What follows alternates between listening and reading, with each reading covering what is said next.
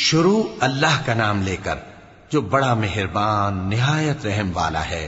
طٰہٰ، اے نبی صلی اللہ علیہ وآلہ وسلم، ہم نے تم پر قرآن اس لیے نازل نہیں کیا کہ تم مشقت میں پڑ جاؤ، مگر ہر اس شخص کی نصیحت کے لیے نازل کیا ہے جو خوف رکھتا ہے۔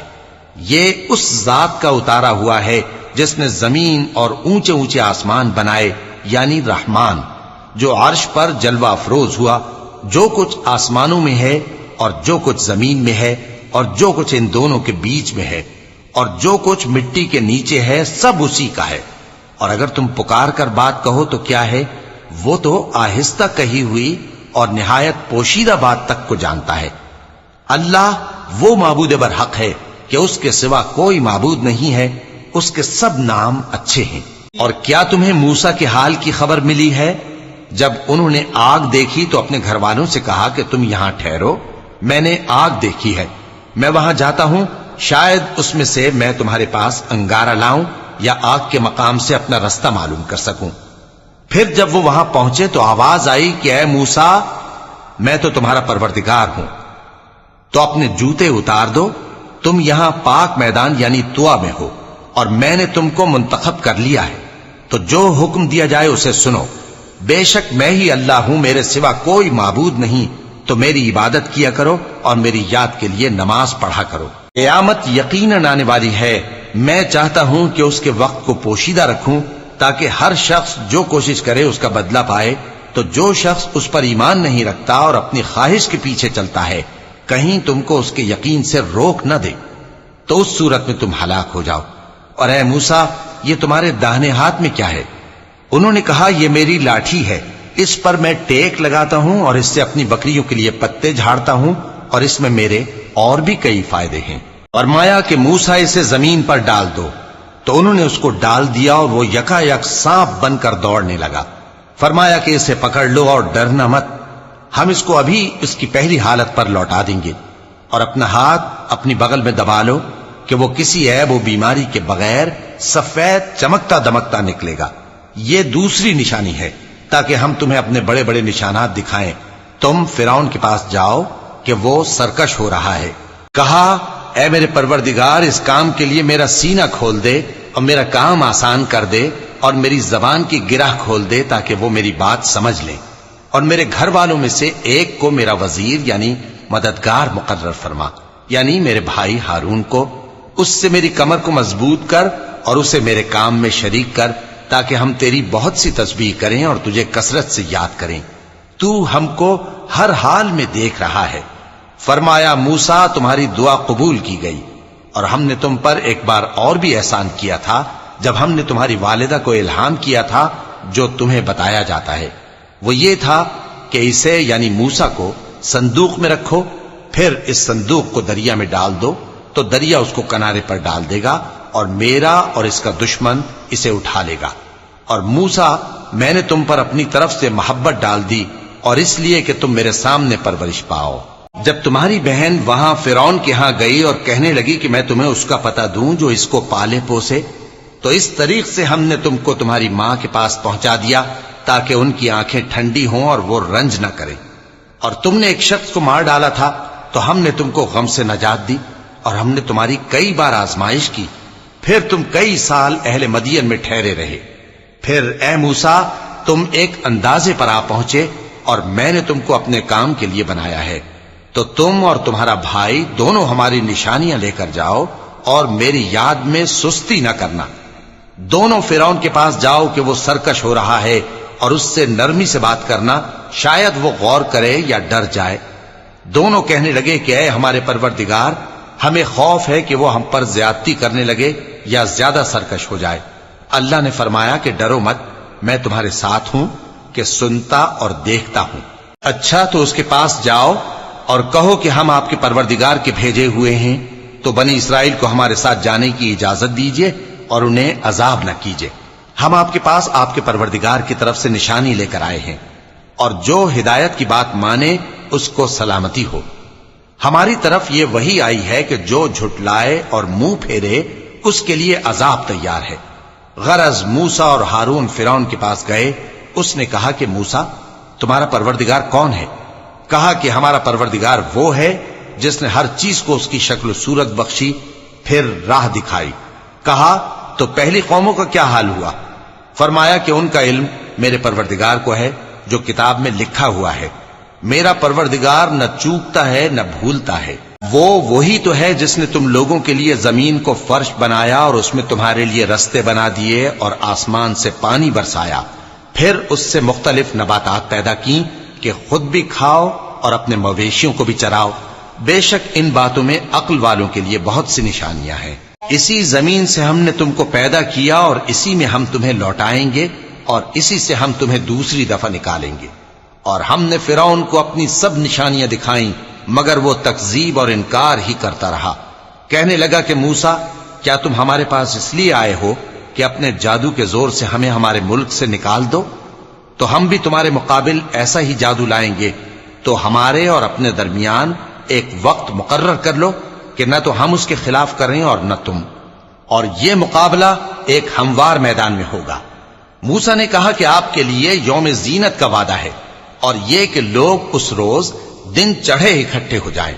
تو فرعون لوٹ گیا اور اپنے سامان جمع کر کے پھر آیا۔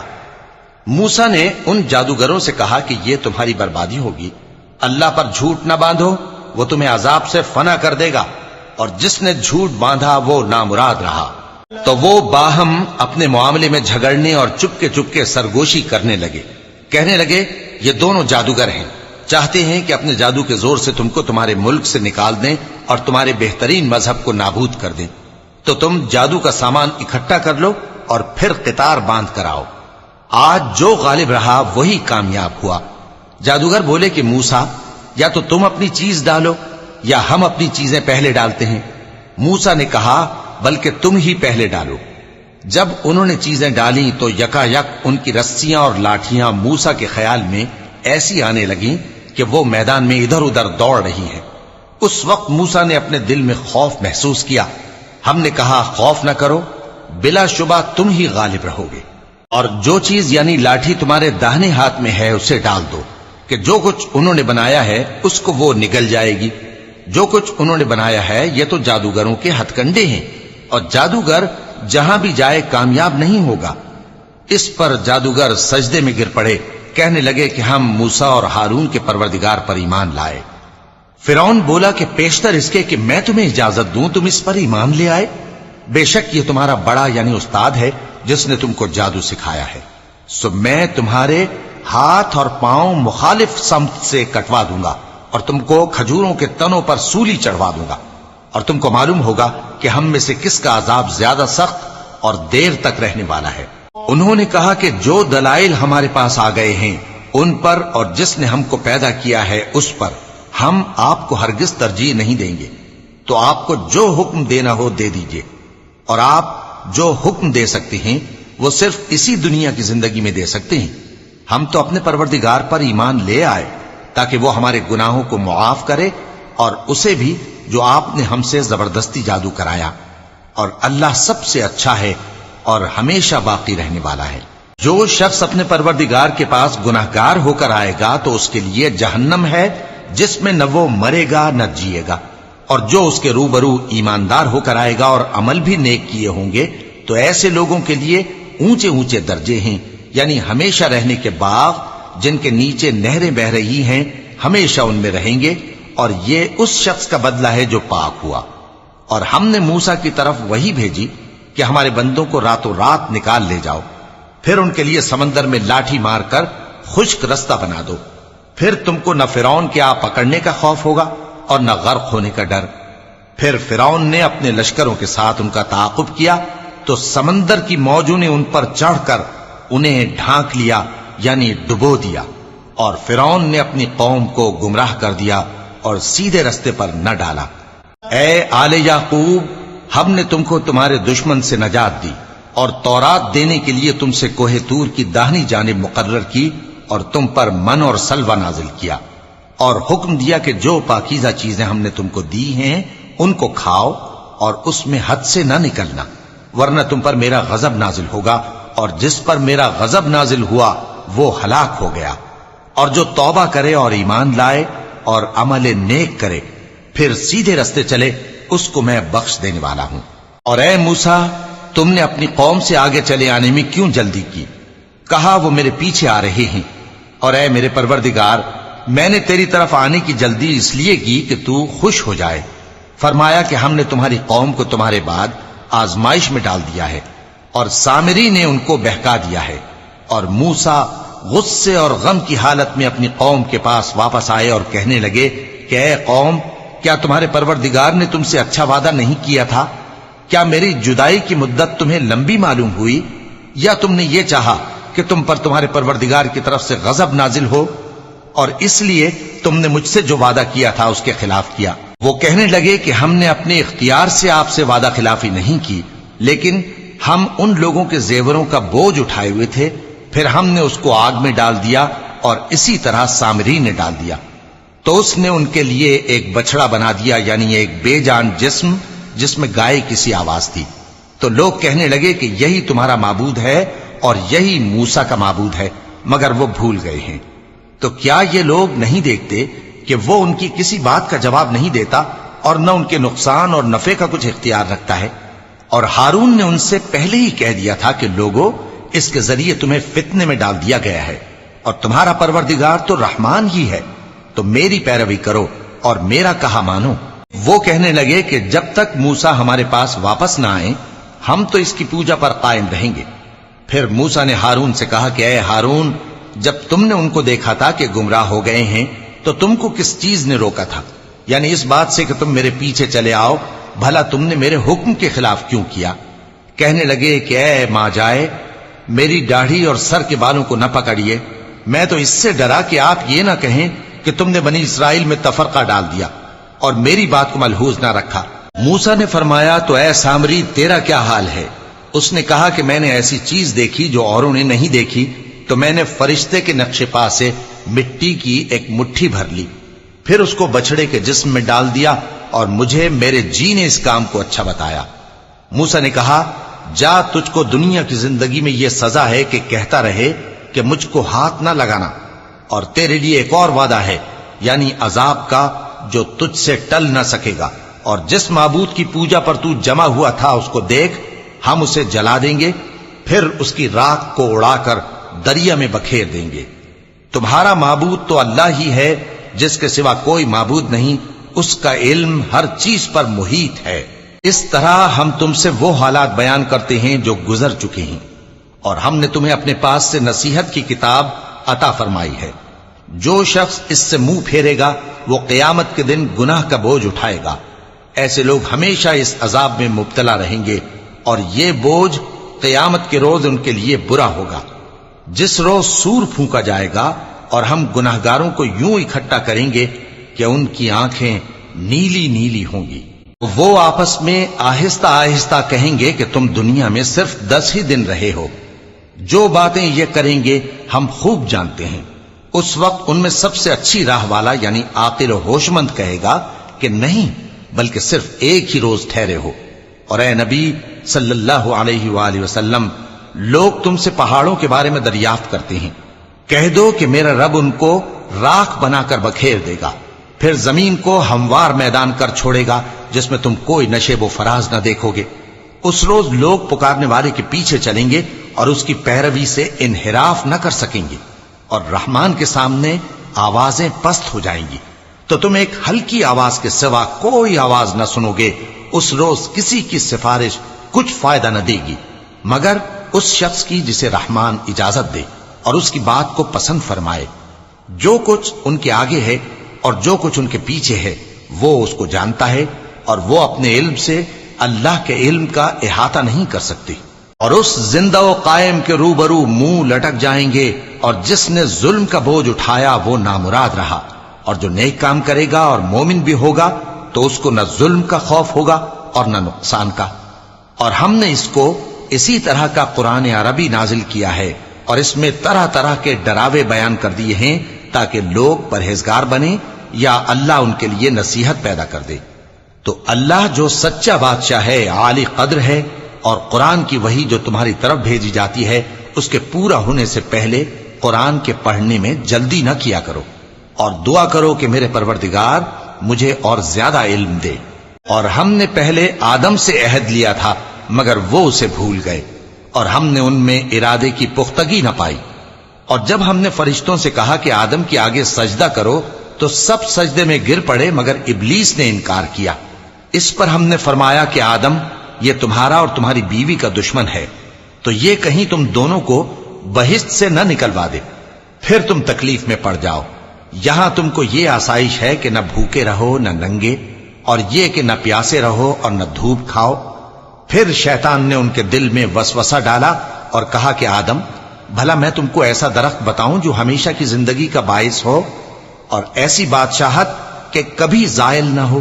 سو دونوں نے اس درخت کا پھل کھا لیا تو ان پر ان کی شرم گاہیں ظاہر ہو گئیں، اور وہ اپنے اوپر بہشت کے پتے چپکانے لگے۔ اور آدم نے اپنے پروردگار کے حکم کے خلاف کیا تو وہ اپنے مقصد سے بے راہ ہو گئے۔ پھر ان کے پروردگار نے ان کو نوازا تو ان پر مہربانی سے توجہ فرمائی اور سیدھی راہ بتائی۔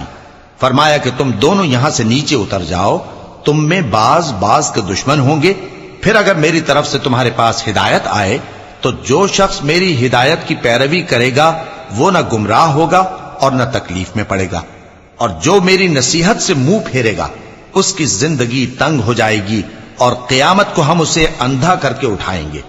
وہ کہے گا کہ میرے پروردگار، تو نے مجھے اندھا کر کے کیوں اٹھایا؟ میں تو دیکھتا بھالتا تھا۔ اللہ فرمائے گا کہ ایسا ہی چاہیے تھا، تیرے پاس ہماری آیتیں آئیں تو تو نے ان کو بھلا دیا، اسی طرح آج ہم تجھ کو بھلا دیں گے۔ اور جو شخص حد سے نکل جائے اور اپنے پروردگار کی آیتوں پر ایمان نہ لائے، ہم اس کو ایسا ہی بدلہ دیتے ہیں، اور آخرت کا عذاب بہت سخت اور ہمیشہ باقی رہنے والا ہے۔ تو کیا یہ بات ان لوگوں کے لیے موجب ہدایت نہ ہوئی کہ ہم ان سے پہلے بہت سے فرقوں کو ہلاک کر چکے ہیں جن کے رہنے کے مقامات میں یہ چلتے پھرتے ہیں؟ عقل والوں کے لیے اس میں بہت سی نشانیاں ہیں۔ اور اگر ایک بات تمہارے پروردگار کی طرف سے پہلے صادر اور جزائے اعمال کے لیے ایک میعاد مقرر نہ ہو چکی ہوتی تو نزول عذاب لازم ہو جاتا۔ پس جو کچھ یہ بکواس کرتے ہیں اس پر صبر کرو، اور سورج کے نکلنے سے پہلے اور اس کے غروب ہونے سے پہلے اپنے پروردگار کی تسبیح و تحمید کیا کرو، اور رات کی کچھ گھڑیوں میں بھی اس کی تسبیح کیا کرو، اور دن کے مختلف اوقات یعنی دوپہر کے وقت بھی، تاکہ تم خوش ہو جاؤ۔ اور کئی طرح کے لوگوں کو جو ہم نے دنیا کی زندگی میں آرائش کی چیزوں سے نوازا ہے تاکہ ان کی آزمائش کریں، ان پر نگاہ نہ کرنا، اور تمہارے پروردگار کی عطا فرمائی ہوئی روزی بہت بہتر اور باقی رہنے والی ہے۔ اور اپنے گھر والوں کو نماز کا حکم کرو اور اس پر قائم رہو۔ ہم تم سے روزی کے خواستگار نہیں بلکہ تمہیں ہم روزی دیتے ہیں، اور نیک انجام اہل تقوی کا ہے۔ اور کہتے ہیں کہ یہ پیغمبر اپنے پروردگار کی طرف سے ہمارے پاس کوئی نشانی کیوں نہیں لائے؟ کیا ان کے پاس پہلی کتابوں کی نشانی نہیں آئی؟ اور اگر ہم ان کو پیغمبر کے بھیجنے سے پیشتر کسی عذاب سے ہلاک کر دیتے تو یہ کہتے کہ اے ہمارے پروردگار، تو نے ہماری طرف کوئی پیغمبر کیوں نہ بھیجا کہ ہم ذلیل اور رسوا ہونے سے پہلے تیرے احکام کی پیروی کرتے۔